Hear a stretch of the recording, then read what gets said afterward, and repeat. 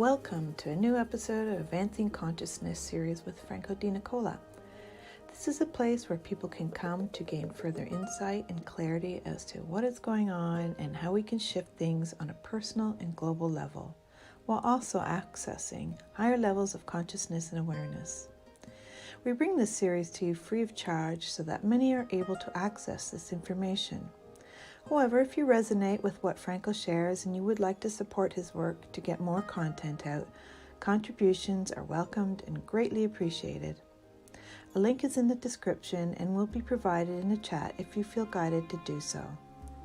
Also, we have many previous workshops, such as the most recent, Bringing Out the New You to Play in the New World, along with our membership program, Let's Talk About You, where like-minded people come together bi-weekly to talk about the topics requiring deeper understanding and clarity. All of these are available on Teachable, and we encourage you to check them out as they are great resources at very affordable prices to assist in better understanding this human experience. The Teachable link will also be provided in the chat and is also in the description. And lastly, don't forget to share. As more of us come together who are creating shifts in themselves, the more effective it will be to shift things globally. Thank you for joining us and being part of the change. Okay. Enjoy today's broadcast. Let me know when. Okay. Welcome, everybody. We get to come together again and to play. And today, of course, is part 5 of episode 17, which we basically call It's Time to Get Real. And I know we've had quite a few parts in this one because it's a huge one. And coming to real, what does that actually mean for us? It's really basically becoming real with ourselves, that we are in fact the navigator, guidance, designer, the creator aspect of everything that we're playing out right now. So it's really the fact that we've played what looks like and has been an unreal game for the longest time. And what does that also indicate? It indicates that we kind of let the world and everything else that's playing out and everything that's been handed down along the way to kind of shape and govern the way we experience life.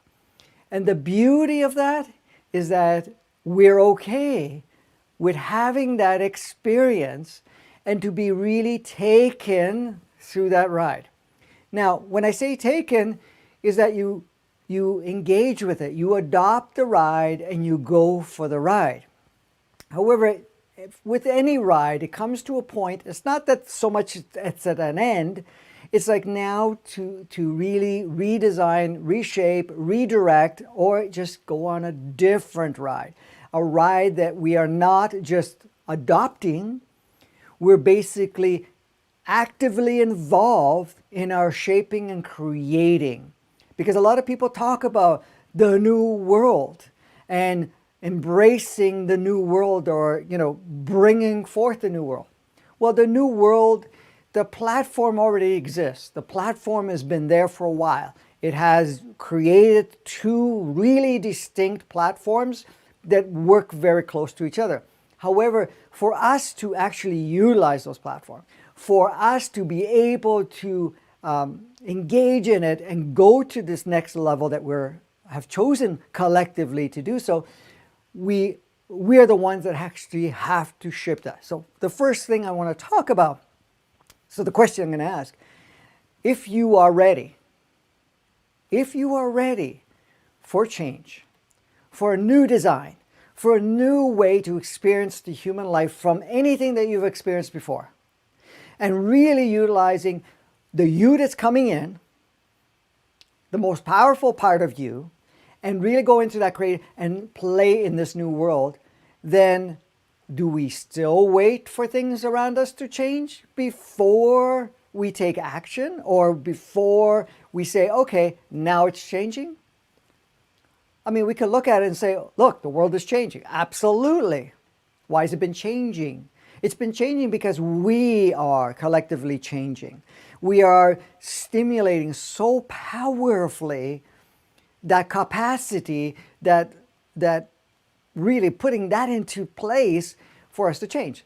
So the question is, if you are ready, are you going to wait? Are you going to continue to wait for things to change around you? Or are you going to take action?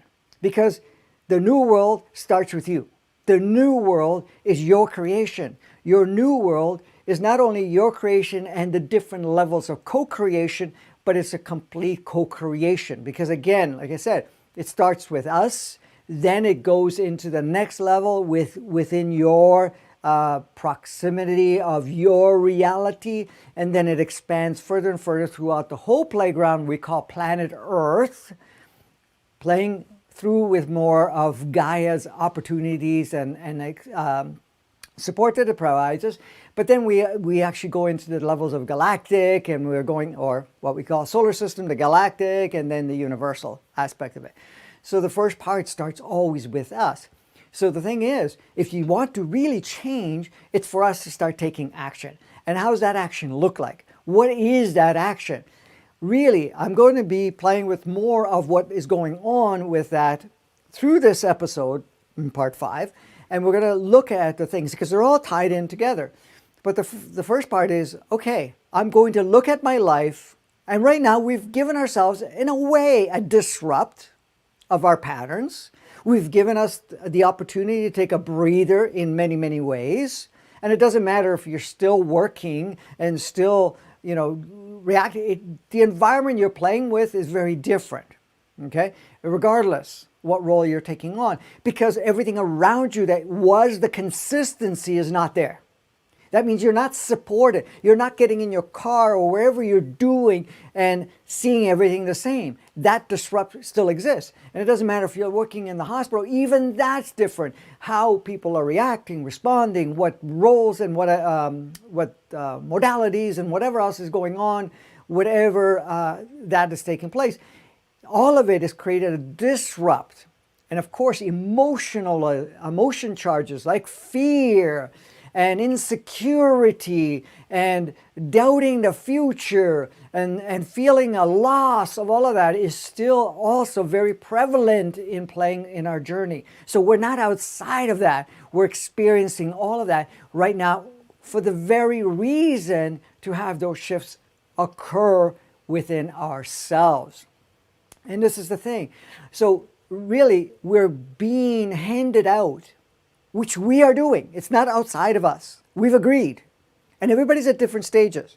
So some people are just kind of, shaking their world, looking at different things that's going on that has no more consistency, okay, of what they were accustomed to, those patterns or whatever else was going on. Others are just playing in a different playground, so it's nurturing certain changes within them.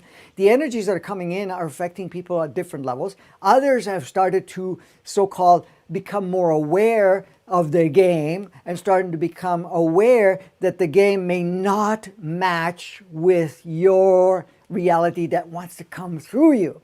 Okay? Because there's two types of reality. There is the ego mind reality that says everything is fine or whatever it is, but at the same time we got to be afraid. We got to still play the old 2D inverted, 3D inverted matrix component. And the other part is the genuine, true aspect of yourself that's coming through and saying, hey, let's go play with this. Let's really now bring that into alignment. So that part of you is coming more. And even the child that you may have had within yourself, that playful, imaginative, creative part of you, really now wants to be part of this journey. It no longer wants to be in the closet, no longer wants to be hiding, no longer needs to be discounted, no longer wants to be in one way or another something that we have a belief that was just a phase of our life, because that was the closer version of our reality of who we are when we started off. And then we put all of that off. Now it's coming in more fully, but there's a maturity that occurs with that child too. The maturity of a deeper realization and much more enriched with the experiences that we're having right now. So it's not outside of it. It's very inclusive in it. So it comes back. Are you ready for the change? And are you ready to take action? Because as long as we wait for the world to change around us, which it is, but for that, for example, if we are now looking at, oh, before I can be myself, before I can actually do what I really feel so compelled to do, I need to take care of all these things, or the world has to shape so that it gives me the freedom. It doesn't work that way. There is levels of freedom coming in, but the thing is, you start to live the freedom within yourself. So this is really instrumental for you to take time to, we can call it meditation, quiet time, and start looking at your life. Start looking at, how do I truly, without allowing any of the dialogue which your ego will come out and say, no, not interested.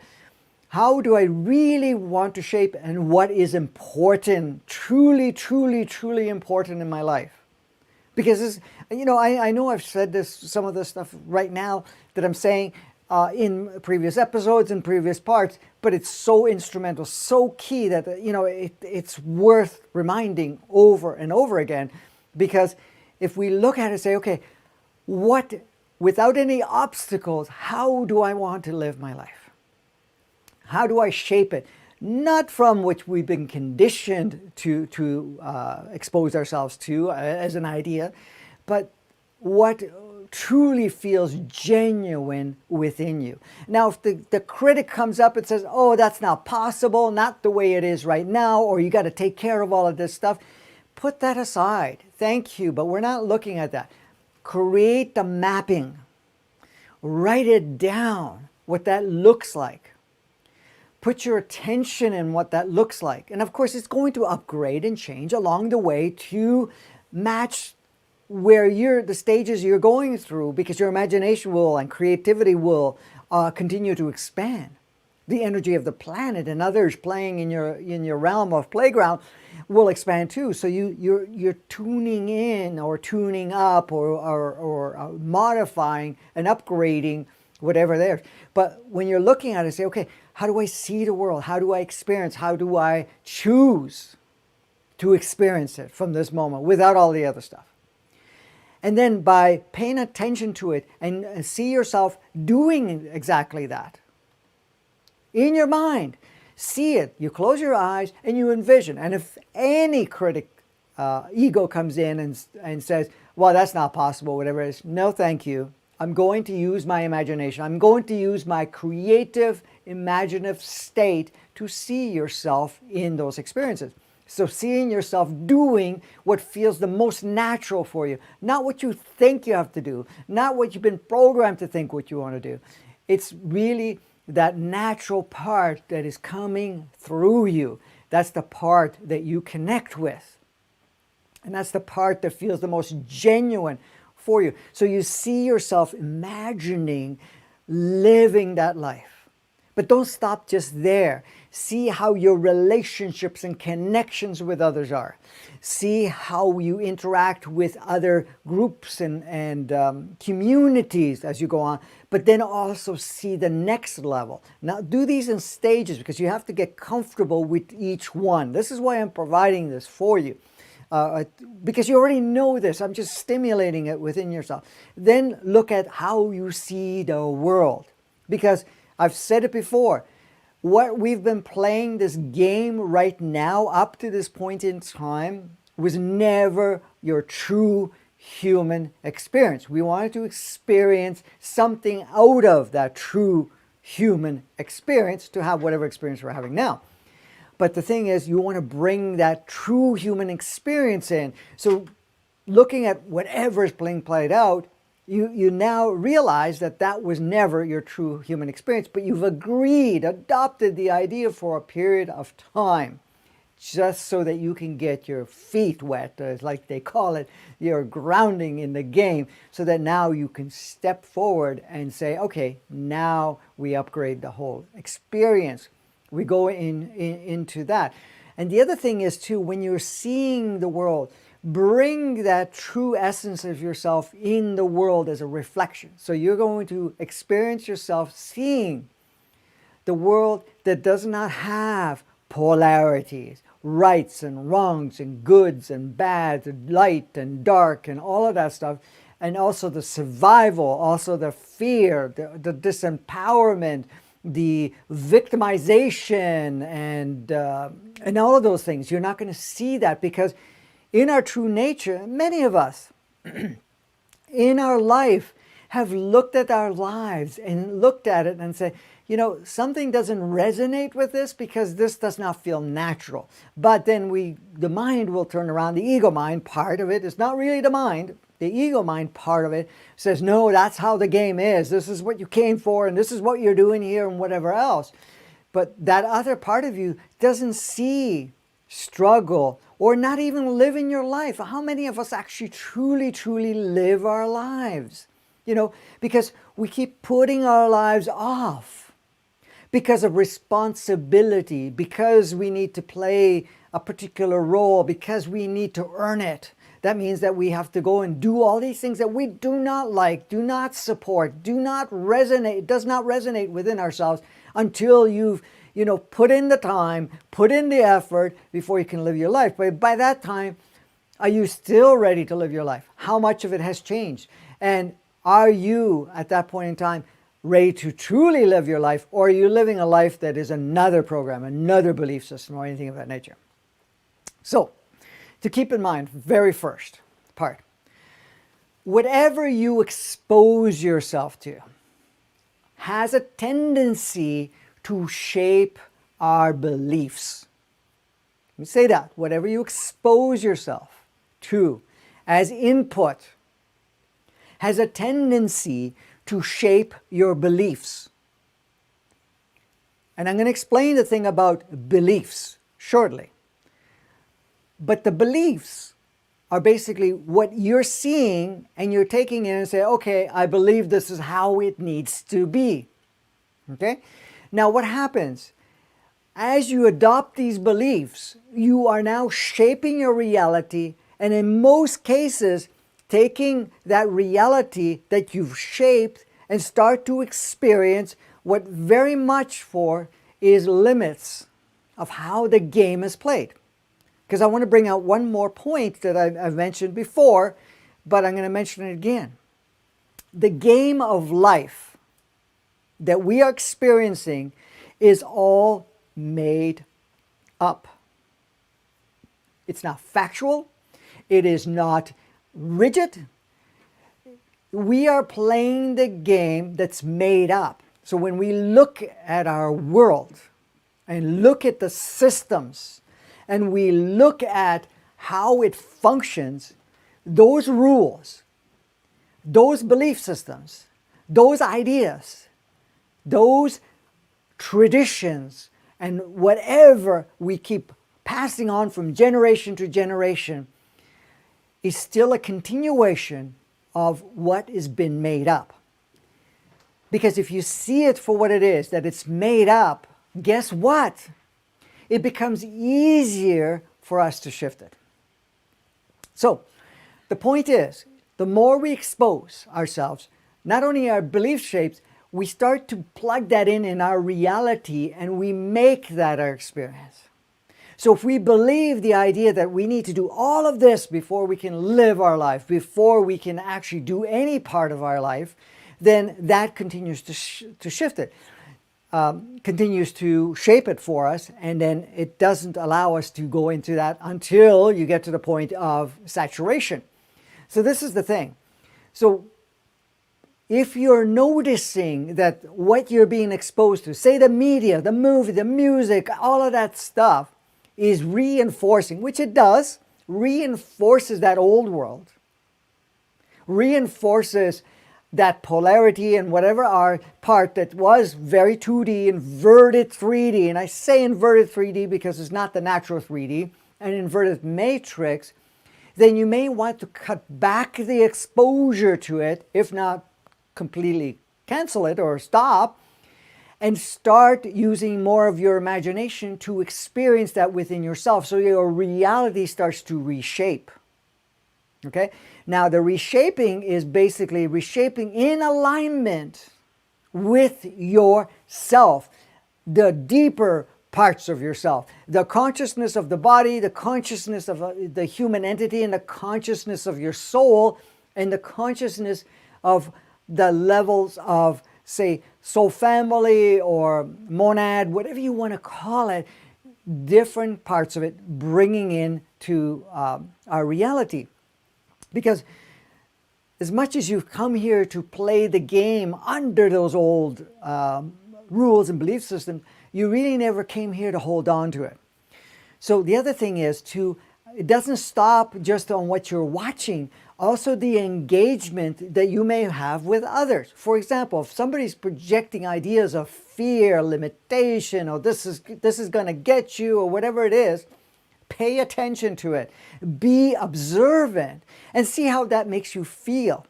Is it in resonance, or is it in some way or another a dissonance? You will notice that if you get even in a conversation with someone, and I know there's this whole distancing part of it, but we're still communicating online, we're still communicating on phones, we're still communicating in different ways, or whenever, within our family dynamics or wherever the household that you're in, that you're sharing. What you're looking at, that the conversations that you have, pay attention to them. Is it truly in alignment? Does it alter your frequency? So for example, you could be at a certain level of frequency right here, okay? You can be, for the most part, right here. You're at this higher frequency that acts more within your soul alignment, okay? And this one is more of what you call the inverted 3D. Let's fix this up. Let's do the inverted matrix thing first. Inverted matrix, what we call 2D, and inverted 3D, and all of that. Okay? So you get into a conversation with someone, and here you are in this conversation, and you can feel that the conversation, if you're supporting their lower state that may be fear-ridden, or the idea that somehow, it's the end of the world, or that, things are going to be bad, or whatever it is, or there's this boogeyman, and the boogeyman is this horrible virus or horrible whatever, right? It doesn't matter. It could be anything. And if you're getting into that conversation and you're noticing that you're slipping down here, you're slipping into that range. So once you're in this range right here, you're now more into that, and you're reinforcing the old stories, programs, belief systems that were all created in the inverted matrix 2D, inverted 3D part of it. Your old stories that were created in the past, and also the emotional charges of the fear or anything else that may come up for you. Okay, so it's very instrumental and key to pay attention. So it's not about being afraid to have the communication. It's about paying attention and not to feed the conversation. Now, you're not going to say, when somebody says, well, what do you think about what's going on? We just heard that such and such said this, and that, the numbers are climbing, whatever it is with all of this stuff going on, or that, the economy is shot now, and we're never going to recover. There's going to be so much bankruptcy, whatever the story may be. Or the fact that they feel, the neighbor just got sick. We just heard some other people that are close family did this and this and this and happened to them, or whatever else, and you're slipping in there. And then you basically at that point say, yes, I understand what's going on around and what the focus people are doing and what the focus they are putting into. However, I'm also noticing that there's more to that. Okay? And I'm not here to say what's right or wrong, but to me, in resonance, to myself, that's not where I'm going to put my focus. I'm choosing to see the world in a very different way. And if somebody says, well, you're trying to see it through rose-colored glasses, it's not about that, because you're not filtering it. You're seeing it as the game. You're seeing it as the collective projection, but you're now not using that as your main reference point. You're now referring from a higher aspect. So whenever you're into that, so you stay in this by observing, because when you are at this frequency, in that state of consciousness, your higher frequency, let's call it frequency, higher frequency, higher self. That's higher self soul. Let's call it that. When you're in that state, the emotional charges are not really easily activated. You're not limited to potentiality. You're not limited to experience and create. Here it limits. It all goes into this small confine, which are old stuff that's passed on. And it doesn't matter what anybody shares and anything that reinforces any part of it. We are here in a situation where you have the freedom, because when you are focused from that higher consciousness, you can now be an observer and not be affected, but be effective, not affected, but effective in creating changes. So whenever you're having that dialogue, I can give you my example. When I'm talking to anybody at any point in time, doesn't matter if it's online or whatever, and they go into that, I don't feed it. I go, I can understand what you're seeing. However, this is what I'm seeing. This is what my observation is. I've done more research or whatever it is. I also see that we have the freedom to really design things much more, because I'm not going to go here. Not that I'm, afraid of this. This is not the old game I want to play. We're here and we're going to provide this. And this is what you do. You not only provide it for yourself, you provide it for others without any expectation that they need to change. No expectation that you need to be effective. Because no matter what, the moment that you are effective to yourself, you're being effective in making already changes. Whatever you share with that openness for anybody, they receive it. Even if they seem on the surface that they're not open, you're already planted the seed. So there's two types of seeds you can plant. The seed of the fact that you're making changes within yourself and accessing higher realization already plants a seed with everybody, because we're all interconnected. But the next seed is the communication part. So as you're sharing these higher wisdoms and so forth, you're also very powerfully creating and planting a seed in them, which they may not activate right away. And it may stay dormant, or what looks like it's dormant, but it isn't, because it's already starting to shift. The moment the seed is planted, it starts to shift. It may not be responsive and visible right away. Because look at how many of us have started to become more aware, more conscious, more awake, as they call it, or woke, whatever, more awake. So what's happening is many seeds have been planted along the way. And many times there are people, and I've connected with so many, that no matter what I had shared or others have shared and so forth, it was never being stimulating or creating a change within themselves at those times. But over time, because now the thing is, the seed is planted. And we're getting all of this other stuff that's coming in, which is actually what it's doing. It's destabilizing the so-called shield that we've created, or the field that we've created. But then energetically, it's like nutrients going into the seed. Okay? It's like water and nutrients stimulating the seed. So the seed starts to grow within anyways. And it creates that level of awareness. Because even if you looked at the control structures, they realize that the service that they have provided in the world of massive polarity is no longer being supported, and they're just playing out the rest of the piece of the role just so that we can have those polarities to allow those new seeds to come forth at this time. So in our communication, in our exposure, and also pay attention to your reaction, your thought forms, what the ego keeps telling you. This is right, this is wrong, this is good, you got to feel bad, you got to feel that this is, ending, or whatever it is. And that's the other part of resources. So it's not only the media and external components, the engagement with family, friends, groups, or whatever it is, But the next level of engagement, which is the key engagement, is also with you. And that is the part with you that's the ego component that's still very much, because ego works really, really well in here. It has the most amount of access.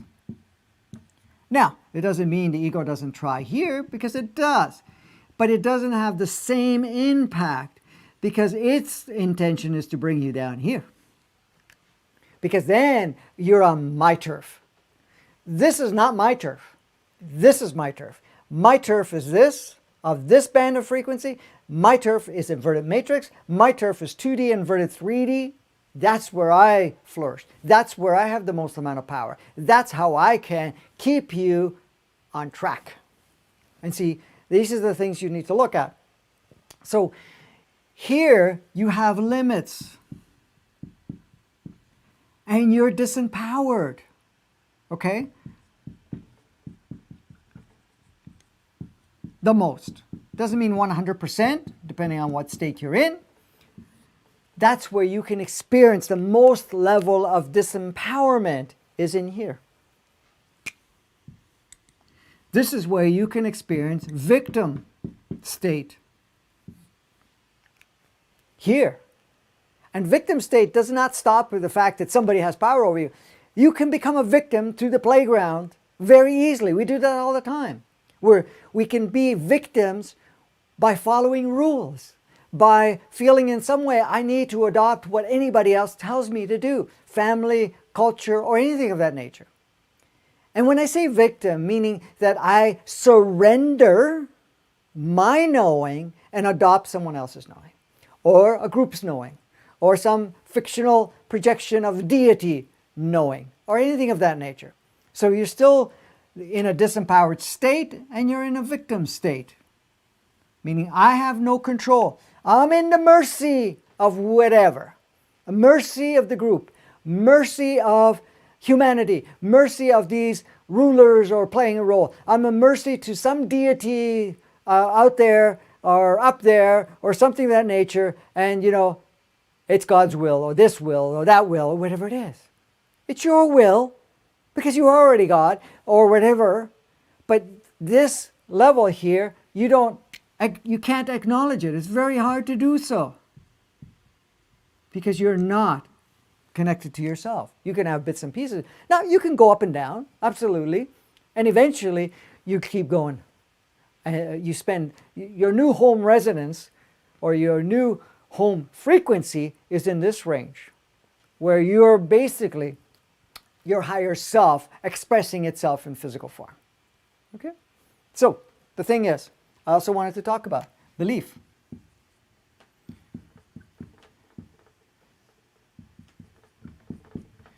Belief and knowing.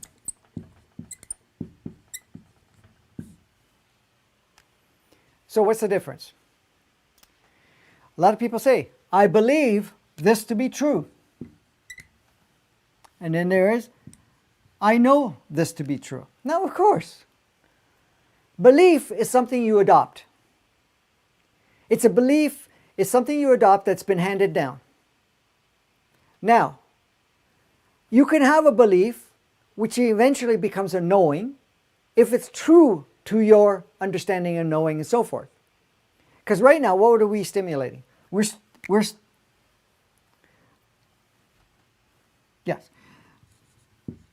stimulating our true knowing within ourselves. We're not stimulating beliefs. We're taking certain beliefs that align and it becomes knowing.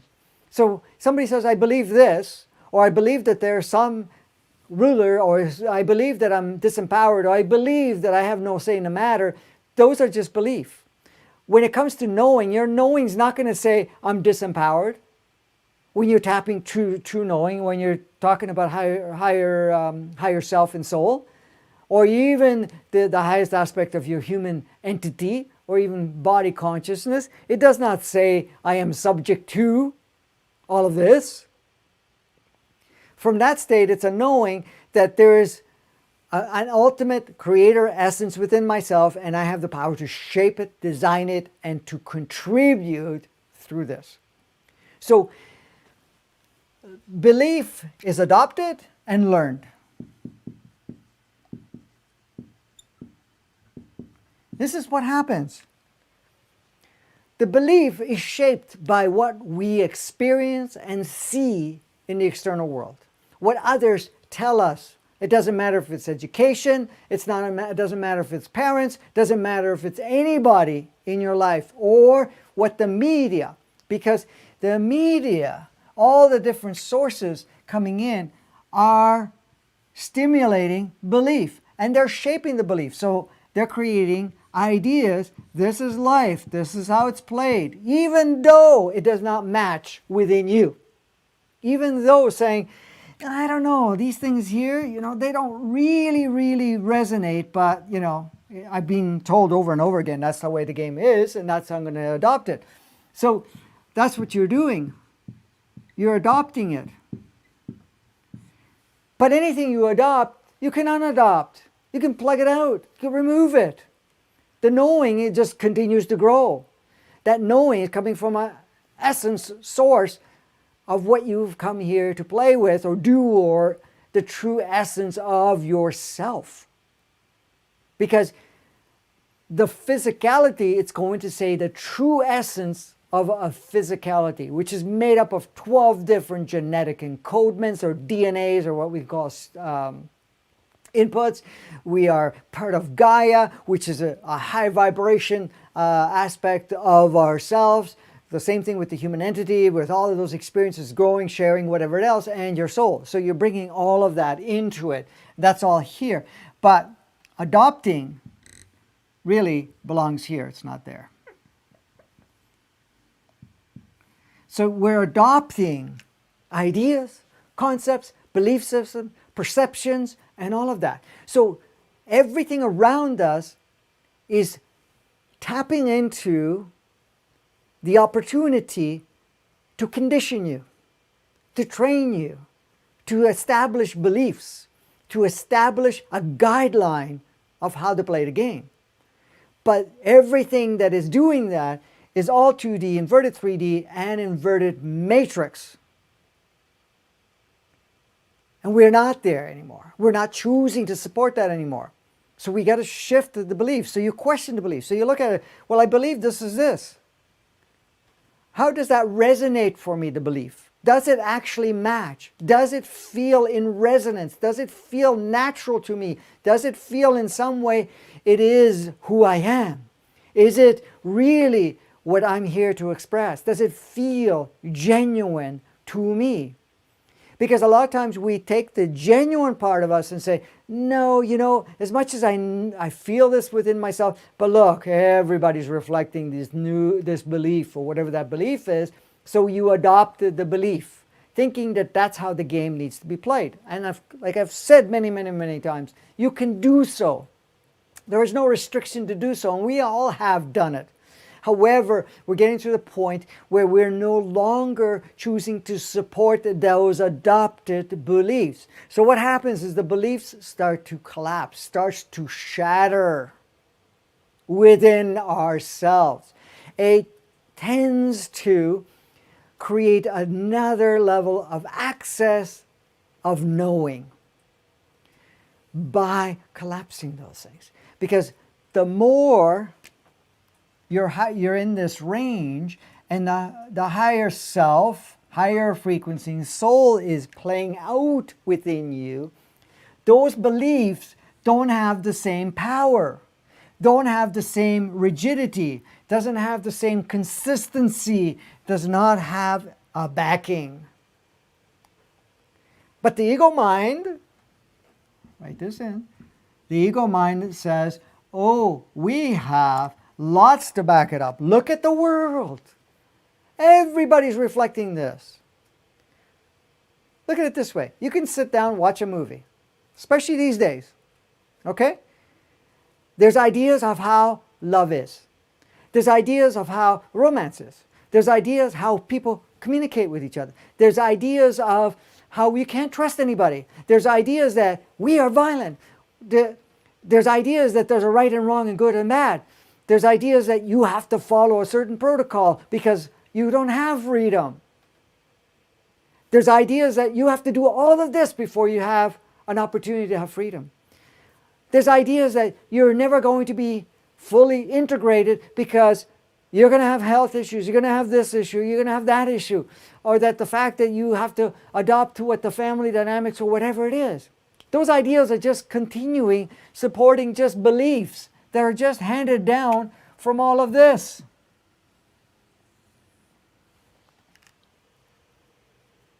That's all. So what you're doing is shifting from that. You're breaking down this as more as your knowing is coming through.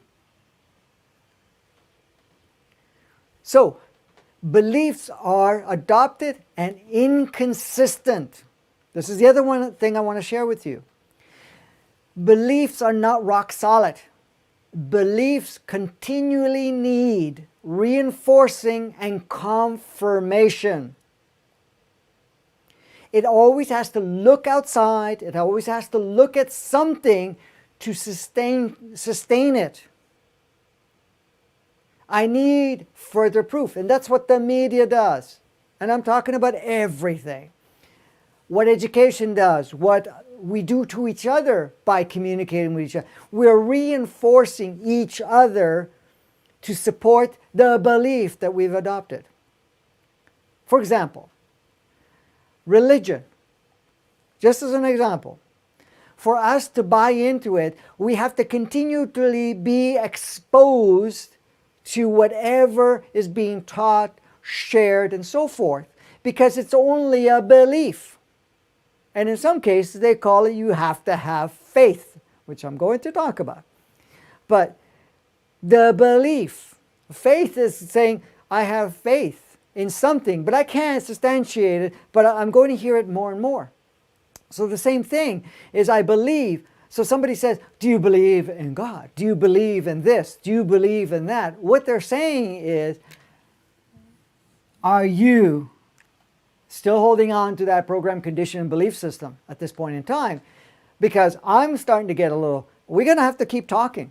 We're going to have to keep meeting up and going through something to reinforce it.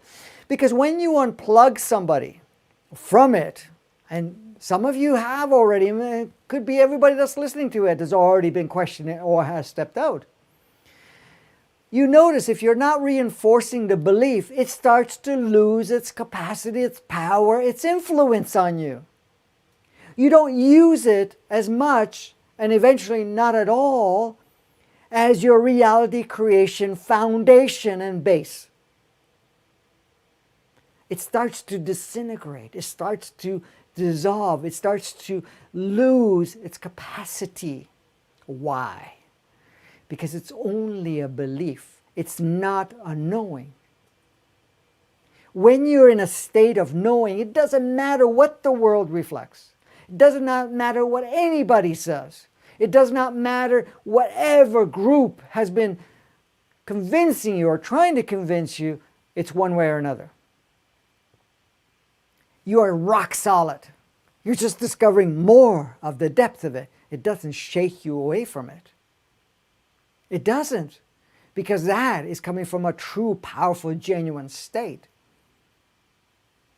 And you can see it, because if you stay true to that, as you're shifting into it, accessing knowing, your inner knowing, and this is what this whole series is about, and anything I've been sharing for the last 35 years is really to trigger that knowing. And we're doing it to ourselves, we're doing it with one another, but we're accessing that knowing. We're accessing that rock solid, pure source essence that we have come here to express, experience, and create realities within. Not to adopt the beliefs. The beliefs were adopted. We're unadopting it. We're dissolving it. And again, emotions. Emotions rely on beliefs, rely on potentiality, and so forth. When we're talking about the stimulated emotions, emotions are a natural part of our human experience. Absolutely. It's not outside of it. It is one of the highlights of the human experience. But an emotion was never ever designed to run you. And you could see it whenever you're triggered. If you're angry, it completely overrides any level of consciousness. The moment you trigger that, you're into this state and you get deep and you bring in and call in now playmates to support that and to really bring that together. And then emotions, especially if it's fear-based or anything of that nature, it actually limits our choices. It limits the way we choose to experience ourselves. It actually cuts us off in the sense of saying, this is my world, it's huge, but while those emotions are in run, it makes that world very small. Options, resources within yourselves are limited. Okay? So an emotion is a beautiful experience, but it's never to be there to be driving you. You can use it to accentuate your experience, but you're not a polarized accentuation. You're a holistic stimulation, or what you call accentuation, feeling the very natural component of emotions. Emotions really bring the body into the beautiful expression. So when you're experiencing joy, a non-polarized version of it, because a lot of times we confuse it with happiness and sadness type of thing, but in pure joy, it's pure ecstasy. And you don't even need to take the drug.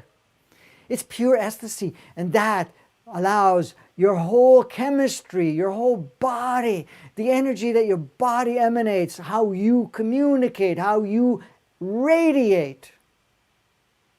It shifts it. So emotions are also carried in passion, excitement, exuberance of wanting to really just be the very essence of yourself. So the knowing is within. Emotions are used as something that brings it up, not to limit you in any way, shape, or form. It's not there to limit you. We've used it that way, but we've used it for that. So the thing is, it's really paying attention to our beliefs. Somebody calls it the psychology of belief. Whatever you believe, you want to bring the knowing in. And that is tapping more and more into you. The ego wants to keep you in belief and old beliefs.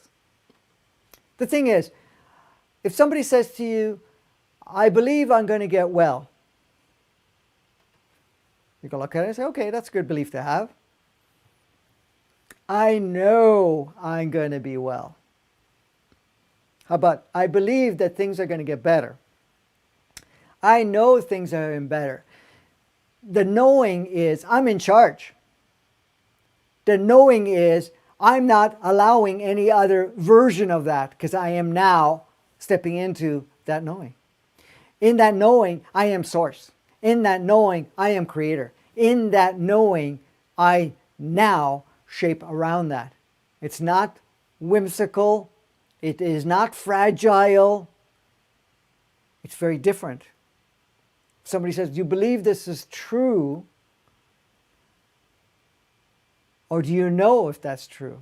You can say, I know from the very core of myself it to be true. And even if that changes at some point, it was never untrue. It was true then. True for what I needed to experience now. Where the belief is, yeah, I don't know. I believe it's okay because I got a lot of evidence to prove it. So belief requires evidential proof and constant stimulation and reminder from all sources. Knowing doesn't need any of that. Every time you just tap into your source essence, the knowing comes up. Very different. So I'm not going to elaborate anymore on the beliefs versus knowing. I think you have enough of a clear understanding of what is playing out. Okay, so the next thing I wanted to play with is consent. Now, I know I covered it. I just want to go a little deeper with that. A lot of times we say, well, I don't consent, which is great. But the moment, okay, you accept that somebody has power over you and you say, okay, I'm going to follow the rule, you just consented. You don't know on the surface that I consented or not. You're consenting every time you say, I'll take it in, because then it has an access. So for example, people talk about the elites and the control structures and the governmental and all of this stuff that's going on and all the different levels that's playing out. And they say, well, I didn't consent to have that world. But the moment you adopt it, the moment you use it, the moment you give it power, you've given consent for it to play. Because the moment you say, I am not playing there, you're now removing any consent. You're not even allowing the consent in. So, if the news media says to you, oh my God, this is falling apart, and whatever it is, and you adopt the idea, go, oh my God, I got to be afraid of this, or I need to take action, or whatever that is in the direction of what that story was, you now consented that story, whatever, can't think of the word, but whatever they are saying at this point, to become part of your experience. So you've just consented. Given permission. Permission, yes. Giving permission for them to have power over you, to navigate. You're bypassing your higher self. You're bypassing the knowing. You're going into belief. I got to believe, or I got an emotional charge around that, or whatever it is. So the thing is, a lot of times we do not realize that we're consenting to many, many, many different things that are playing out around us. Okay? So the moment we think that, okay, I'm going to elect such and such, and whatever, I'm consenting to be able to say, okay, they will have dominance, control, and make rules over me. And any rule that comes along, we have to consent. The moment you say, I'm going to play against those rules, you've made consenting. Yes, you've consented. Okay, you've consented those rules to now shape your reality. The same thing, we consent to the beliefs. So somebody says, well, I'm teaching you this, this, and that. And you say, okay, I adopt it without even checking within if it resonates for me. You've just consented. And then it has access over you. So, take even vaccines. If we have the idea that good, bad, right, wrong, whatever it is, that I have to have that to prevent myself, you just consented for them to provide it for you. And not only that, to keep reinforcing, because many of us are consenting. But if you're going to go truly, I don't consent, but you're not afraid of it, you're saying, I'm not consenting. I'm not allowing that into my physicality unless you can prove with absolute knowing that this has documented, proved over and over again, a beneficial effect with next to no side effects or negative consequences around it. Because now you're going in an empowered state. And you will know if you have to participate in it or not when you're going through knowing, because they're saying, oh, you got to have this to protect yourself. You got to have this just to have freedom again, or whatever you call it, vaccine, whatever. What are they doing? They're making you believe. But you're really allowing yourself to believe. It doesn't matter. They're only playing out what we're giving consent to. If lots of people start saying, we're not consenting, and you can't prove anything to us, you are not resonating within ourselves, we're not consenting. Guess what? The impact, the rolling out or anything of that nature, it doesn't matter if it's 5G, if it's vaccines, with anything, every story. The old world that is 2D inverted, 3D inverted matrix, we have to consent to play the game.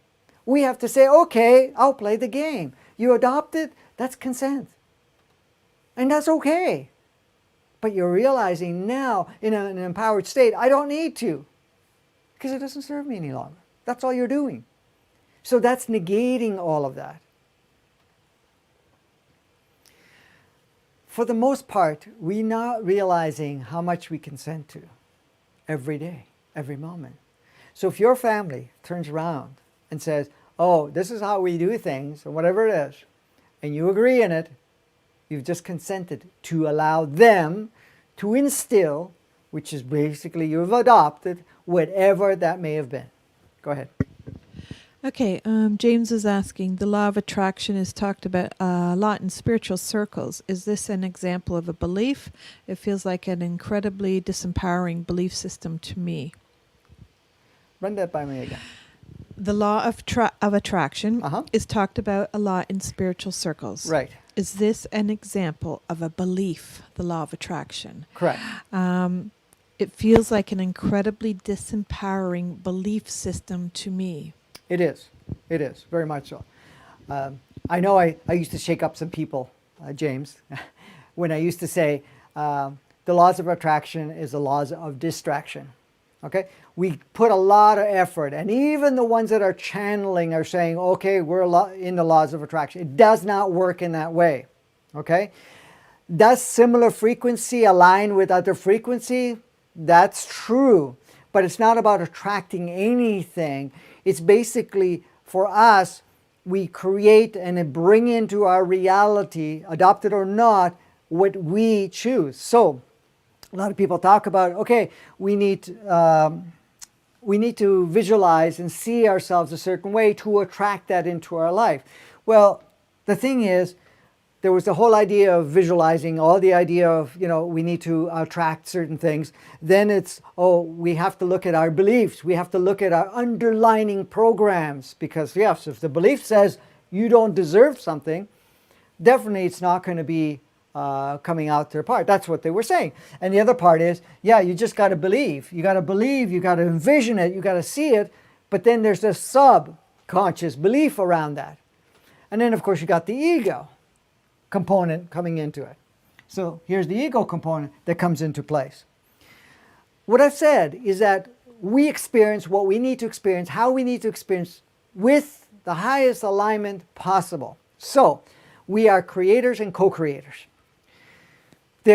And one of the things I was saying years ago, and I still reinforce it because it's important, it's not what you consciously think, because that's all the thought stuff too.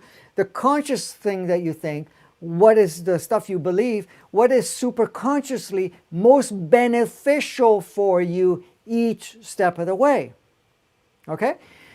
You're not going to create, you're not going to engage, you're not going to go into any experience unless in some way it either shatters beliefs for you, it either reshapes you in a different way, or breaks patterns, or gives you a particular experience that would elevate yourself to the next level. So when you're tuning into yourself, you're not worried about laws of attraction. Those are laws of alignments, if you want to call it that. But it's not about, I'm going to attract what I feel. What you feel is usually a reflection of something that aligns with you, but the whole purpose, if something's coming into your life, you're not looking at what am I attracting, how am I actually feeling with myself, because this actually resonates, is there to push either my buttons or to show me the opposite in one way so that I can actually create adjustments in my reality. For example, somebody says, well, I always attract the same person in my life, different physicality, with the same nature that may be abusive. For example, let's take an example. I feel that I create, I keep attracting abusers. Okay? Why? The only reason that's coming into your life is because you have not shifted from whatever story, program, belief systems that feeds that. And they're just different individuals in different packages coming in to kind of bring that realization to you. Is it a misalignment? Is it a bad attraction? No, it's coming into your life to kind of nudge you, to show you, hey, wait a minute, you got this belief system, you have these programs and ideas that you're not good enough, or that people have to be abusive to you, or that somehow you have no power in experiencing your life on your own terms. So it's really just that, because the moment you shift that, and I've done this with many people over the years, is that when we go in and look at the program, whatever it is, those individuals don't come in any longer because you created the shift that you wanted to create from a higher perspective. Okay? Was it an attraction? No, it is an alignment. You called them, you invited them to come in because I didn't get it with the last 2 partners or 3 partners or 5 partners. You come in and each one is going to be much more accentuated. Go ahead. I was just going to say, so we should call it the law of creation. Yes, that you have the freedom of creation, the freedom to navigate. Because a lot of times people get in, okay, I got to be careful with my thoughts because I'm going to attract some negative stuff. The only reason that you may be thinking negative and having negative situations come about is for you to show yourself, look, not the law of attraction part, it's you are projecting this negative thing and it's just reflecting back to you to kind of notice it. Okay? So that you actually make the adjustments. Now, we don't want to get caught up in the mirror thing either. And I know it pissed off a lot of people over the years too because, oh, everybody's a mirror. Because what happens, you can get easily distracted with the idea there's a mirror. Oh, I'm seeing somebody being violent to me. Okay? That means I'm violent. I'm attracting a violent person to show me that I'm violent. That happens in a small part of the experience. A small part. That means it could be 0 most of the time. They're reflecting to you that you, say they're coming in as a victimizer, as somebody that is acting negative towards you, then you have to pay attention to how do I feel when that's playing out? Is it really stimulating a certain ideal program or belief system that I need to look at? Because a lot of times we get caught up, and I know that some people are not going to agree with me, and that's okay. I'm just planting the seed. You guys do whatever because it resonates within you or not. You'll get to that point. Because a lot of people that have argued with me before, no, everybody's a mirror. In a way, yeah, if you look at it, it's a reflection of something without the same match, meaning that somebody's violent because I'm violent. That happens at times. It's a small portion.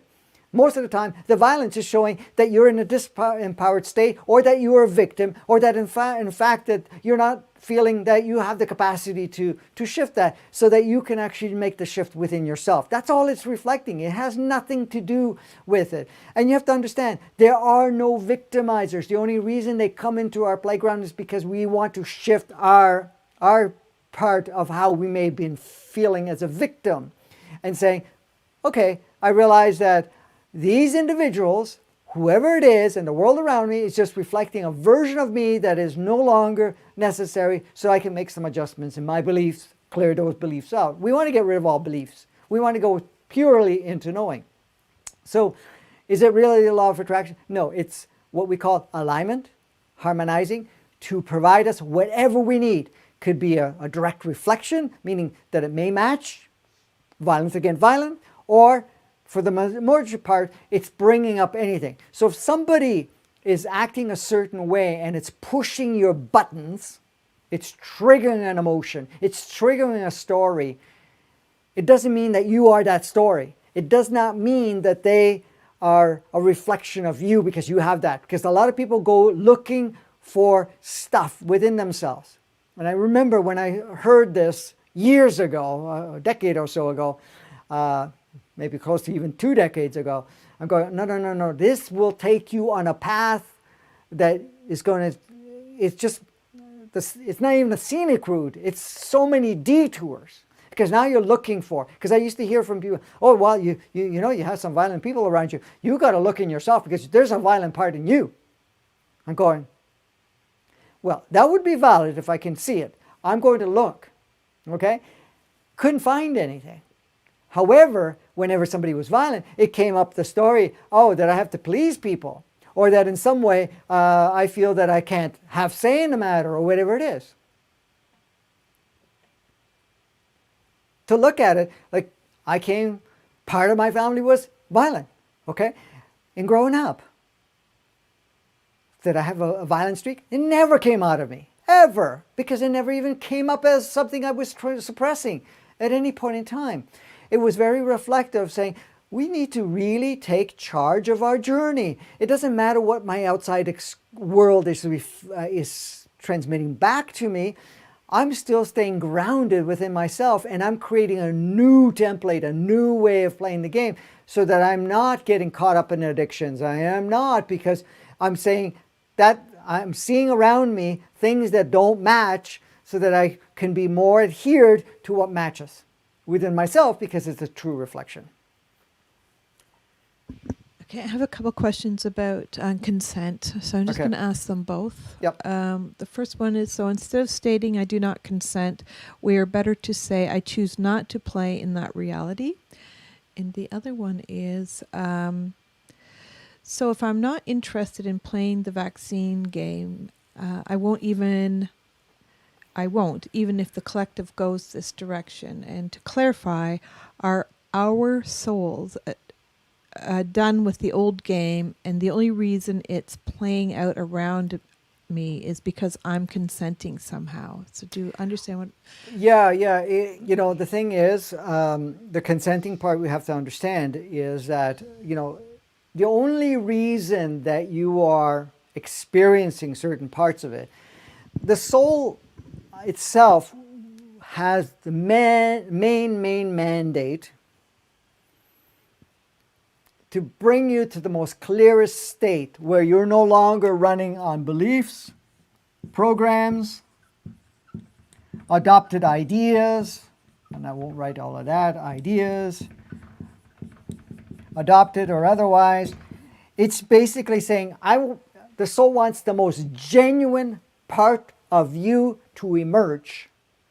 So whatever's necessary that restricts you from being the most powerful state of who you are, we are going to play it out so we can clear out the programs, we can let go of the ideas, we can let go of all adopted beliefs and idea that we've taken on, and all the influence that the ego has. So if you're going to have any polarized part that is being allowed into you, is because your soul is assisting you to clear it out. Your human entity is doing the same. The physicality is doing the same. Because if something is dissonant, something is not balanced, it's going to allow you to facilitate. So back to the soul only wants you to be the grandest expression that you came here to be, no longer to play in the game. So that brings up the thing is, in those programs, what consent am I given or giving for people to play with me or to have influence on me? You're not looking at the consent so much as what program is coming up, and then you say, oh, I've given consent to that. I've adopted it. I've utilized it, whatever it is. So that's all. You want to get to the pure state of consciousness that you are. And any part of the games that you're taking on was also the opportunity for us to be able to move through things. And that's why I keep saying, we're going to have only the experiences that serve us. It doesn't matter what protocol, protection, or anything that you're going to do, or precaution, or anything of that nature. I'm not saying that you don't take certain steps. You're basically going to say, okay, does this resonate for me or not? If I'm going to go play in the game and they expect me to wear a mask, do I support it? No. But if it's everything around you is panicking around that, you can say, okay, I'll put it on just so that it doesn't stir up anything while people are going through whatever. But you're not giving power to it. Oh my God, I got to have this, or else I'm going to be one thing or another. So in that regards, you're going to look at it and say, okay, what am I adopting? What am I still giving power to? In the sense of what the media may be saying, what the so-called professionals. By the way, professionals are self-proclaimed, and a lot of professionals are basically, supported amongst each other. So a lot of the different things that are going on, and which I'm going to talk about shortly, depending on how much time we got, or else it will be in the next episode. But in that, we have to understand that game is there for you to really get to that true knowing within yourself. So with that in mind, have I given consent to this idea, concept, belief system, and so forth? And then how do I take it back? Well, it's not about taking it back. It's just, I'm not putting any more attention to that. And then the consent dissolves, basically. I'm not buying into the idea anymore. I'm not adopting it anymore, or I'm going to unadopt it. And that's already starts to shift. What was the first part of the first question? It was about instead of stating I do not consent, are we better to say I choose not to play in that reality? Yes, absolutely. It's even much more powerful, of course, by saying that. I just don't play there. I'm not even going there. You know, if there's a legal system of some sort that's projecting in and you need to use those words, you use it. Okay, I'm not consenting. But most cases, what you're saying, I'm not playing there. Because the moment you make that clear statement that I'm not playing there, I'm not putting my focus there, then you're not going to have those individuals trying to force you to do anything because you've already made a statement. I'm not playing there. I'm done with that. And you're not done because you're afraid of it. You're done because it's not your game. You become invisible again. Invisible to the forces or whatever you want to call it that is still playing out for others to play. You're not going into that realm. Go ahead. I was going to say you could add an extra thing of sending love to that situation or whatever Yes. for the people playing the game so that they come out of it themselves. Yes, exactly. So even with that, a good point, you acknowledge that the game is being played around you. You acknowledge it. You thank the game for what it is because it's provided service to you and it's provided service to other aspects of you, which are other playmates. And then just blast it with love. I love you for whatever you're doing, but you don't have to play it that way any longer. This is the thing. When you love the playground, you love the situation from a deep, pure, what we call ultimate, purest form of love, it has no consistency to stay intact. Because beliefs that are not true core knowing, programs, ideas, or even any control structure dissolves. Because it requires polarity. This is why there's everything that you see is projecting polarity. It's projecting right, wrong, good, bad, fears, emotions, and so forth. Look at it this way. If you hear something on the media and you react from fear, or you react, oh my God, what's happening? You're basically in belief. Ego's taking a run for it. You're in this lower frequency, in a disempowered state, and you now unplugged yourself from that higher knowing. So that means you have a program that's still active. You can watch the media and it turns around, oh, there's 10,000 people that just dropped dead yesterday, right? Oh, cool. Everybody had their experience, whatever it is. You're not even going to say that. You're not stirred by it because you're in that core knowing that everybody and everything will play out the way it needs to play out. Nobody's going to check out unless they've agreed to check out. It doesn't matter because we have the opportunity to check out all we want. But look at I'll go back to that in a second. Look at all of that. We have many. We have accidents. We have suicidal. We have, illnesses and so forth. We have what they call old age. And we can shut down at any point in time. That opportunity is always there. It's always been there. And the only reason we check out because we're done. If we're going to have an accentuated, polarized experience, we're doing it because it's still serving us in one way so that we can shift out of it. This is the thing. It's not the measures you take. Okay? You can have 3 parachutes strapped to you and you jump out of an airplane. You say, well, I got 3 backups. But that's the way you want to check out. Guess what? They can get all entangled and you end up on the ground dead. Or you can have 1 with holes in it and jump off and somehow you're still going to end up landing and be okay. I'm just saying. I'm not saying not to look at things and say, okay, I'm going to make sure certain measures are in place. But the point is, we are fully in charge of it. The ego says no. The ego says, oh my God, we got to be doing this, and this, because we can die. We can end up whatever, right? Or we can get harmed or anything of that nature. So the thing is to pay attention to whatever triggers any emotions of polarization, fear, or whatever it is definitely backed up by a program. You want to clear that program part of it out so that you become much more neutral. And neutrality, it is not, and I know I've talked about neutrality in the past, neutrality is not something that oh, I don't have life. Neutrality opens you up in a big way because now you're not limiting yourself with fears, rights and wrongs, good and bad, who I can play with, who I can't play with. Now, of course, you're not going to resonate with everybody because it depends on what frequency they're at and what roles they're playing. So you're going to have certain family dynamics, friends, whatever, that doesn't resonate with you because they're not on the same page or same field of play. You're not going to engage. They either leave you or you leave them, or you just keep a distance. And when I say distance, it's not like, oh, I don't want to talk to them. Either one's not going to feel like talking to each other. Maybe you're going to have family that you only see once in a while because there's nothing really that is supportive for each other because you're both on a different space. Go ahead. I just wanted to maybe clarify, it's not about stifling the emotions that might come up and saying they don't matter or they don't count, because people are going to have emotional responses to certain things that are coming up right now. So it's about acknowledging that they're there, clearing the thing that's attached to it. And it could just be grief, like there was a lot of sad stuff coming up. So it's not that that's not normal and we need to be neutral completely, right? Yeah. It's about acknowledging the grief and acknowledging whatever's coming up, and getting to a space of understanding why it's playing out a certain way and all the parties that are playing in the game. Yeah, exactly.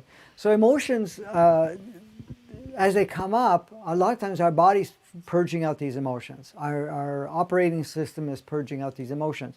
So it's not a denial of emotions. It's allowing ourselves to be present with the emotion and really truly experience it. A lot of people say, well, I got to either express my emotions or I have to repress my emotions. It's not about either one. It's basically being present with the emotion. You're not expressing it. You're not internalizing it or repressing it. You're basically allowing yourself to. So you can now, the emotions will come through you. It will be part of the purging, but it also will uncover stories, programs, belief systems that are ready and ripe to be kind of acknowledged, appreciated, loved, and released, or let go of, or just dropping it altogether. So that's what all of that is about. So it's not about repressing any part of it. Okay. You had a question before I carry on? There's one more question. Valerie is asking, what is the highest frequency I can hold when it does trigger me that my grandchildren are still getting the vaccines based on my daughter's beliefs? Okay, your highest frequency is love. The highest frequency is to love their journey. Because look, your grandkids, or anybody at this point in time, and I know I've talked about it in a previous episode, but I'm going to bring it up now because this is really, really instrumental and important. Each and every person, doesn't matter what age, from the moment they're conceived to the moment they're born till this moment, it doesn't matter what age they're at, could be only days, could be weeks, months, years, whatever. They are collectively within themselves in charge. Every individual. So if a parent, could be your child, has children and still believes in, say, the vaccines or whatever it is, you can share whatever you need to share. You give them resources. But if they still have the fear around that, the child can communicate with mom very powerfully, not even in words. We're talking about telepathic communication, energetic communication. Say, I don't consent, without saying it, I'm not consenting to have this go. And then there'll be scenarios and situations that will play out so that they're not exposed to it. However, if they do consent, those are just codes that are going into the body. Those are just instructions that go into the body. But the individual child has the opportunity to turn it on and turn it off. It's not outside of them. We all have had various exposures. We have tons of exposure every day in our food, in our water, in our air, everything that we're exposed to. But we are the ones that turn on, turn off any part of the experience.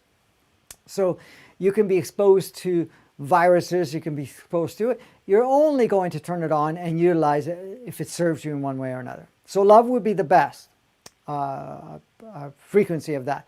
But if you're feeling less than that love part, what I would suggest then is you can just close your eyes and bring your soul in. You say, okay, I call in my soul, I fully embody my soul. And you ask your soul, say, soul, activate my home frequency. And what that does is it brings the soul's highest frequency into your experience. It also brings the consciousness that comes with that highest experience. Then you can say to yourself, I now activate the highest source essence that my body can contain. Which now all of this, your soul frequency, home frequency, and your body's source home frequency, which usually is the highest frequency that Gaia provides through the body, and sourceness that's everywhere. You're basically aligning mind, body, human entity, soul. And then at that point, you can now more easily acknowledge that you are feeling disempowered, or feeling that I have no say in the matter for my grandchildren, or whatever the scenario may be, and even the fear for whatever plays out. You acknowledge it. You acknowledge what your stories may be around that.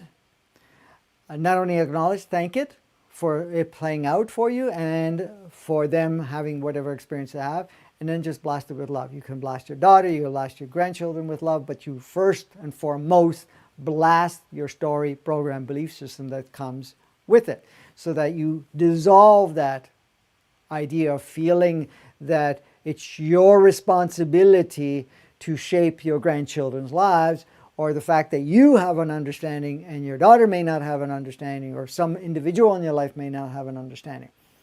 And this is the thing. I see it all the time in our family dynamic. I don't see it directly with my kids because my kids were brought up in such a way where they have that deeper understanding, so my grandkids are not vaccinated or anything of that nature.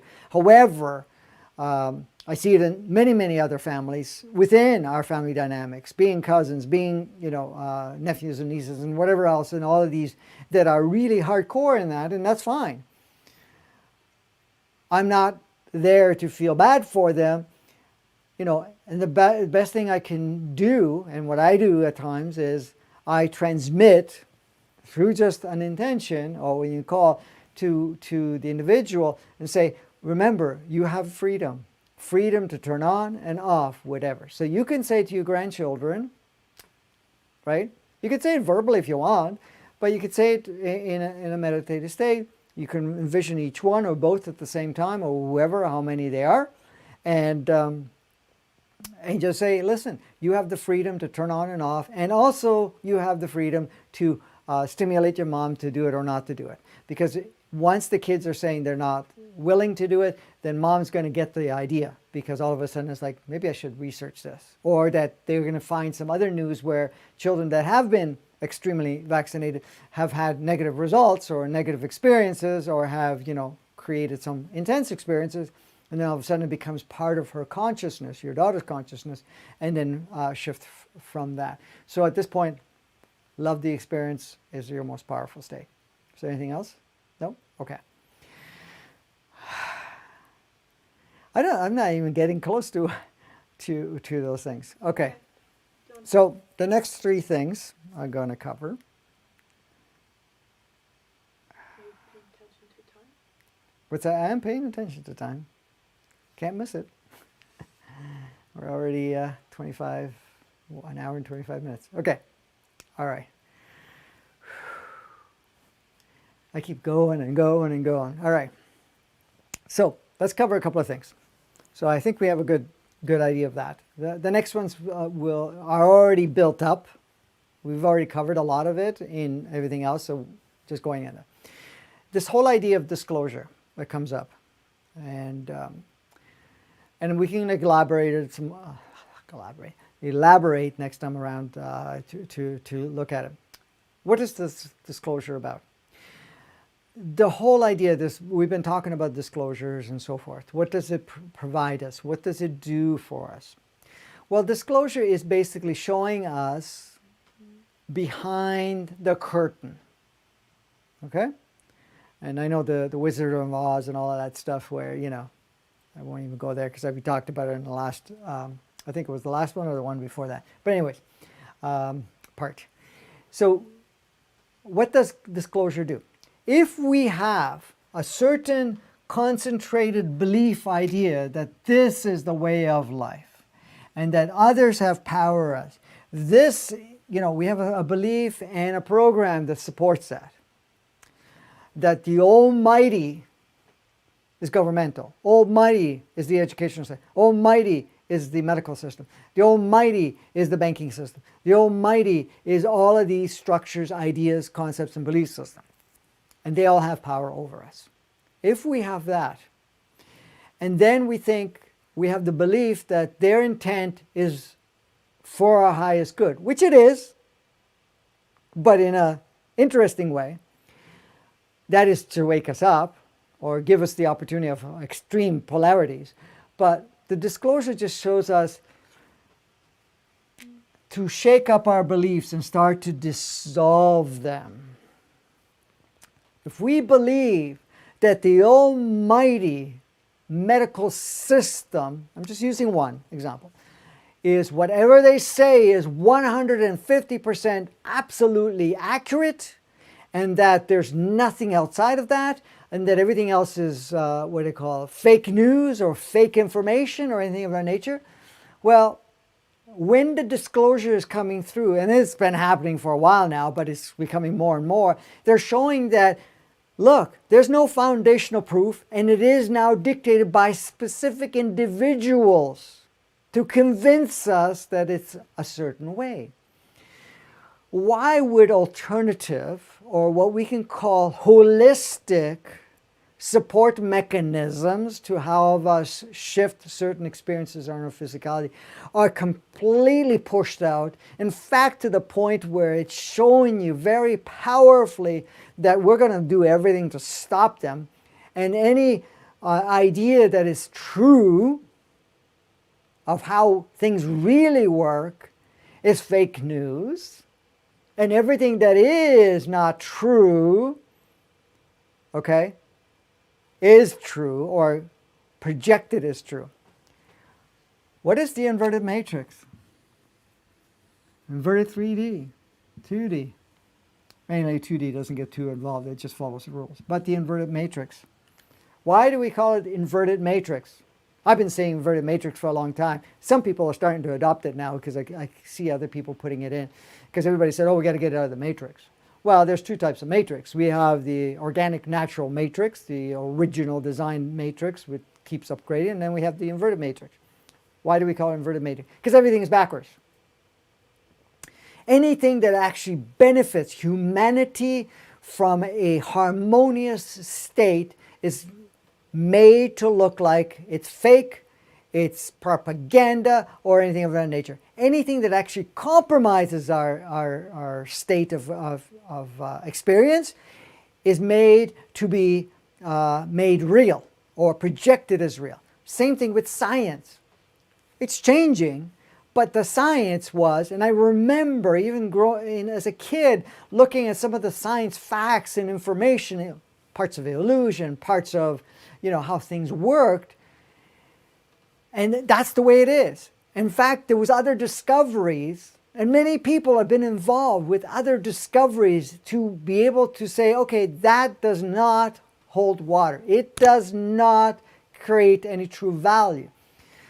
Every discovery is pushed out of the way and made as fake, and then everything that was through a certain agenda was made real.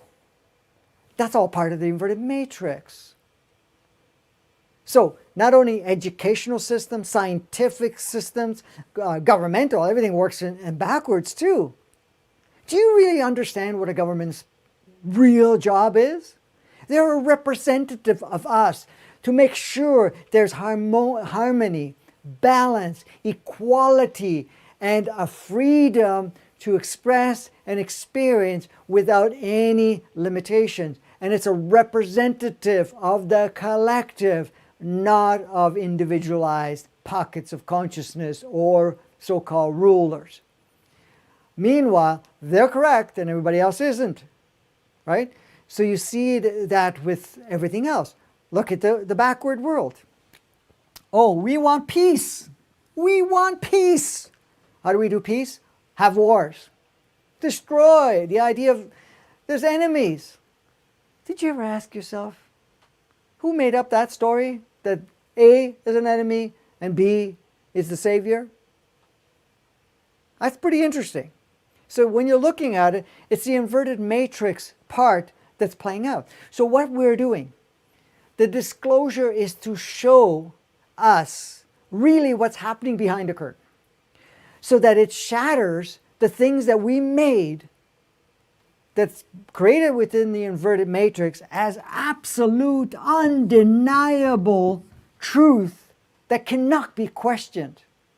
It shatters this, starts to bring that up. Now, of course, the ego says, okay, you've been lied to.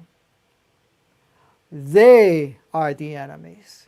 All of the ones that were adhered to that, all the ones that we disclosed, they're the enemy. And now we got to get angry. Guess what? Doesn't matter how you get there, as long as you're angry, you're disempowered. As long as you're angry, you're a victim. And that's not for us to do. So the disclosure is showing us the restrictions that have been in place, the game that does not match. And we're saying, okay, I see how it is. All that trust, faith, and power I've given to those dictators or those ones that are role players playing that, I'm now seeing behind the curtain. I'm seeing what really is there. And now I go into an empowered state and say, okay, now we're going to come together, unite, not in anger or whatever, to really create a change.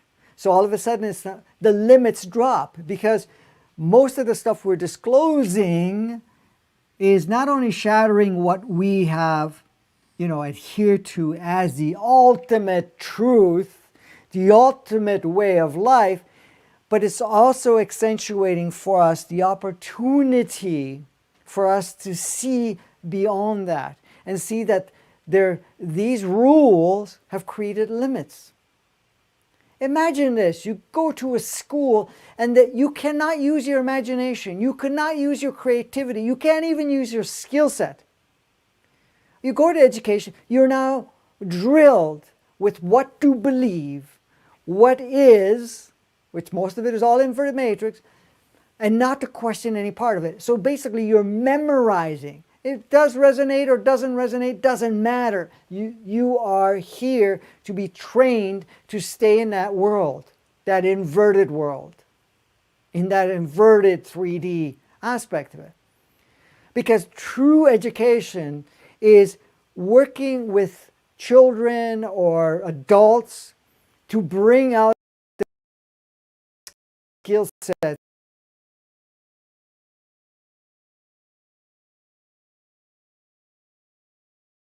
higher plateaus.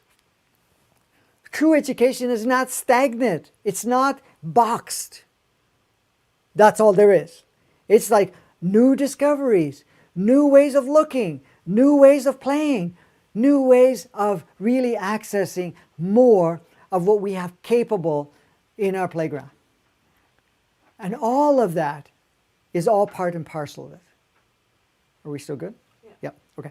So the disclosure is showing, yeah, the educational system, the medical system, the governmental systems, all the different other systems that are in place there, monetary, you name it, okay, has had various playmates or role players that have created such restrictions to now see it so that the power we've given within it, we now can pull it out so that we can create. Because we didn't come here to play a small life. We good? Yeah, it just started right. Okay. We didn't come here to play a small life. We came here to play an expanded life. We didn't come here to repeat what our ancestors have repeated, just with a little bit more modern touches. We're not here to repeat any stories and ideas that we brought. We're here to bring things up. True evolution is true discovery, reaching higher and higher levels of awareness and creativity and imagination to upgrade not only the human experience, but upgrading all of the playground. True evolution is not looking at this is the box and we keep the box in place and we play only in the box. If you feel that way, that's okay. You can play in the box as long as you wish. But you always have the freedom to step out of the box at any point in time. And that's the realization. So all of this disclosure is just showing us to how it works behind the scenes to allow us to become more empowered. Okay?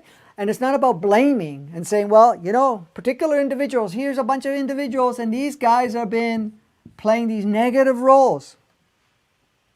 Yes, they've been accentuating polarization. Yes, you may have felt like a victim because of these individuals and what they've continued to project. But that's just an ego idea. That's a program. So in a sense, what you're looking at is like, oh, okay, they're playing out those. Now, do I still consent? Do I still agree for them to stay in power? Because look, just give you an example. Here's a small group that's dictating how life works, what you have access to, what we do and don't do, what technologies we use or don't use, who can have and who can't. But they can only share that. It's up to us collectively to consent, agree to play the game of the rules that they're saying. They're saying this is the way the game is. If we buy into it, which we all have for the longest time, thousands of years, 10,000 years to be accurate, that they have the same, we don't, because we didn't come from the right bloodline, we didn't come from with the right connections or anything like that. They're going to say whatever they're going to say, but it's us collectively that decides, do we support it, do we utilize it, or not? It's really up to us. This is the realization, so this is the disclosure about, because you're not the victim. You know, like I said, I showed it the other day. This is a small group that's telling us how to live life. These are all levels of us. The only reason this stays up is because we've consented, we've agreed to play. But right now, what's happening is the rules that have been dictated are being shattered. And they're being stimulated because you are seeing that I'm the only one, or all of us are the only ones who can hold this up. The moment you say, you know, we're not consenting, we're not approving, we're not supporting, guess what? All of this changes because we decide we're not going to support it. We're not going to be, and not because you're seeing it that it's wrong, you're saying, thank you for the game.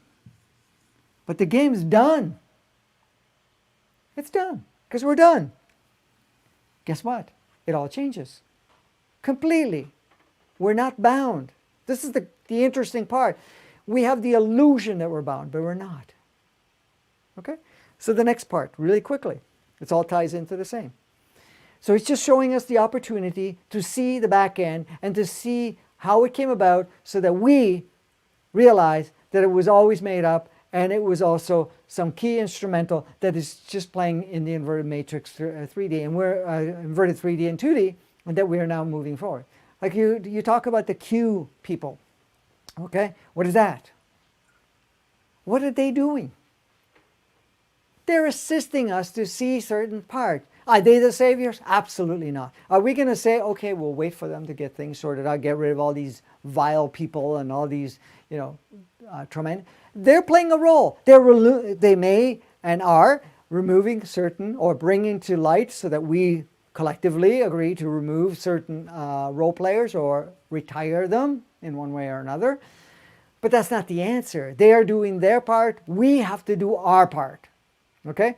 They're assisting some of the control players that, that we are still under spell, sort of thing. And when I say spell, I'm talking about under the illusion that, we have no power. It's saying, okay, you feel that you have no power? We're going to expose you some of these, and we're also going to remove some of these players. And then you're going to see, oh, okay. Now we have more breathing room. Well, the breathing room is really us making the breathing room. Really, that's all it is. So when we look at all of this,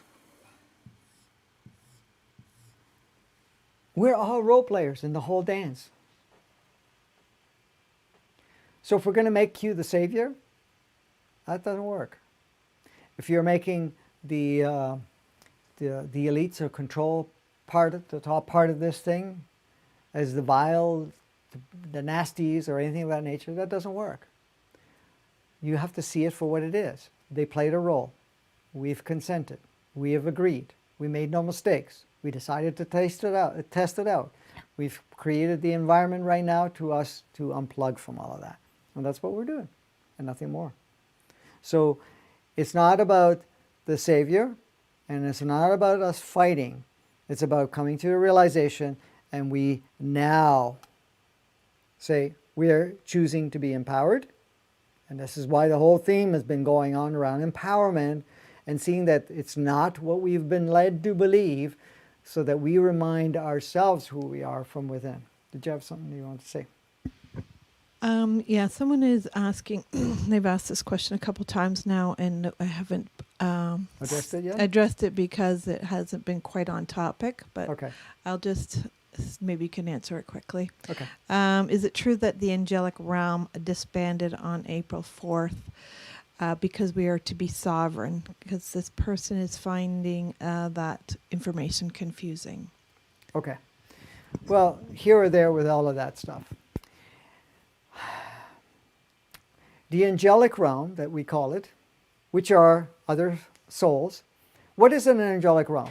The angelic realms, there are souls. There are other aspects of ourselves that do not choose to take on physical form on physical so-called planets. Even though none of it is physical, they just don't take it on. Now, that doesn't mean that's exclusive. No, that's not the way it works. Because there are angelic beings that have very core nature of the angelic aspect of it that do take on form. So once upon a time, and I just wanted to throw that one in there, they played a much more powerful role in the sense of assisting us in whatever was playing out. So, if you heard all the time and saying, okay, I'm going to call my angelic realm to support me and to find me a parking space, or to do this for me, or to do that for me, and whatever else, right? So what we created is a reliance and a dependency for them to do something that we were, really capable of doing in a sense, but we were relying on that. And that shifted. That shifted some time ago, back in the end of 2012 going into 2013. Now they say, okay, we're not giving you the same support. We're not impeding you in any way so that you can use your own navigational system. We will be there to support you energetically and do some tweaking, but it's not to remove or override your own creation. Is to kind of remind you how and so forth. So they played a very powerful role where they supported us. And the angelic realms created some what we call negating energies, where there were such dark, and when we say dark, very polarized, very lower vibrational frequency of humanity and all that was playing out. They worked with various individuals to bring not only information, but also to hold a certain energy so that we wouldn't go too far deep into that lower frequency. So they held a polarized higher frequency to kind of bring us, create a little bit of a balance, per se. That's the role that they've done. Now we've gotten to a point where they're saying, we're not going to hold that for you any longer. We're now allowing you to get whatever, because we are not going to drop this fires anymore, because we've already made a lot of progress, for you to turn on your own source essence more of. So it's the empowerment part. So they say, I'm giving you more time, not more time, more opportunity by stepping back to become much more self-empowered. That does not mean that they're not still working through us. They're not propping us up as much. Before they were a helping hand until the end of 2012, going into 2013. Then they were just kind of supporting and holding that other spectrum of light to create a little bit more of the polarity, so that we would gravitate more to the higher frequency to get closer to the neutral point. Now they're saying, we're not going to hold that anymore. We're allowing it very little, and we're going to support you to turn yourself on more. Basically, the self-empowered, bringing in the capacity of source essence within yourself, so that you will have much more influence in becoming self-empowered without the reliance of us holding that spectrum of light for you. Now it's to turn on your own light. So it's like they were the flashlight. First they were kind of carrying you along with the flashlight. Then they stopped carrying you along and they were shining the flashlight. And now it's like, I'm turning the flashlight right down, and so that you have to illuminate. You have to bring yourself into the empowered state. You need to dissolve the victim state. Go ahead. Is that true for a lot of guides, people's personal guides and stuff? Yes. A lot of the personal guides are not giving you full details any longer. Okay, and this happened a little while ago, but it's much more noticed. So the thing is, the guidance is kind of a nudging of what you already know, bring you some clarity, but it's not giving you instructions to the same degree. A lot of times you will get instructions, but that's just to nudge it. But sometimes those instructions are not from your guides. There might be other components coming in that is, trying to keep you in the sense of saying, oh, I'm going to create a reliance or anything of that nature. So the guides are not holding your hand as much. They're reminding you, and they may be nudging you a little bit, but at the same time, they also want you to be self-empowered. Go ahead. But you can still ask them for assistance. Yes. Yes, you can ask for assistance. You can ask for the angelic and the guides for assistance. The only assistance they'll provide is something that you cannot access frequency-wise or consciousness-wise temporarily at that point in time. But they will also work very closely for you to actually bring that part up within yourself. It's just giving you time to integrate all of this and to become much more empowered. So, trying to think of the word. It's not really just to disempower you. That's not the word I was thinking. I'm trying to override, for example, anything that you're capable of. It's really more, let me stimulate it so you can see what's capable with you and then pull out. So it's like this. Look, you can walk, you can walk. It's like somebody teaching their child how to ride a bike or to walk. The thing is, you're going to pick them up. You're going to hold their hands for a little while. And then every so often you let go of their hands so that they can create their own balance. And this is what your guides and your angelic realm is doing now. And it's not like holding you along the way as they may have before. They will encourage you and things of that nature. But the thing is, where you get unplugged, where they step back, is when you become reliant to them. Reliance is disempowerment. Let me say that again. Reliance is disempowerment. I rely for them. They're going to say, I'm going to provide you only what you need, when you need it, how you need it, so that you are able to still navigate on your own capacities. We're not here to negate any part of your capacities. So this is the thing. A lot of people, what happens? When you rely on somebody, you don't learn your own, you don't gain your own access, you don't gain your own capacities, because now you're relying on somebody to support you, somebody to care. And a lot of people have relied on angelic realms, have relied on their guides. They don't want reliance anymore. None of that. It is, I'm going to give you as little as possible to get you back up, but that's it. I don't want you to rely on me to carry you. I don't want to rely on you to keep nudging you all the time. I'm going to nudge you, but you're going to create your own experience because you're very powerful. They're not any better than you are. They may be in non-form, so they get to see a bigger view of things and kind of show you that there's certain things in there. But a lot of people are still have put a lot of reliance on that. And it's really, so even this information that's being shared is really just to trigger you so that you're really self-empowered in that. You were going to say something? Oh, I was just going to say that I think, too, we can just tap into those guides, and the angelic realms are still sending a unconditional love, and it's about tapping into that for ourselves. Yes. So they're sharing it so that you get a taste of what that is, so that you can actually stimulate what's in you. Okay? So it's not outside of you. So you can really, really experience that part of it within yourself. All right. I think we've gone far enough. I mean, there's more topics I'd like to cover, but we're going to do it in the next episode, which will be next Tuesday at 4 p.m. Eastern Time, and it may show up at different times for different people. I know I did have an inquiry from somebody who says, oh, how come it's showing up on my phone or my computer a different time?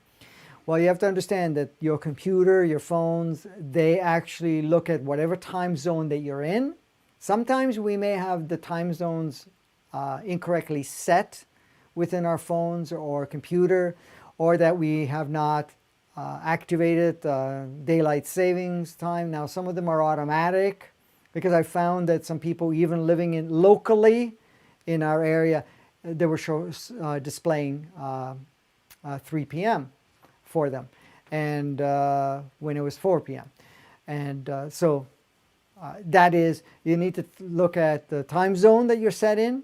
It could have got moved, or the fact that the daylight savings time, because we did spring forward. So 3 p.m. of the old time in non-springing forward was 3 p.m., but it's 4 p.m. now because it's sprung forward.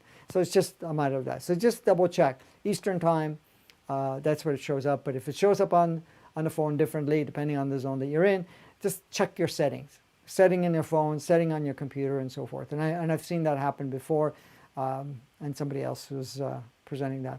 Was there anything else we needed to address? Okay, so this is the last part. Part 5. The next one will be episode 18.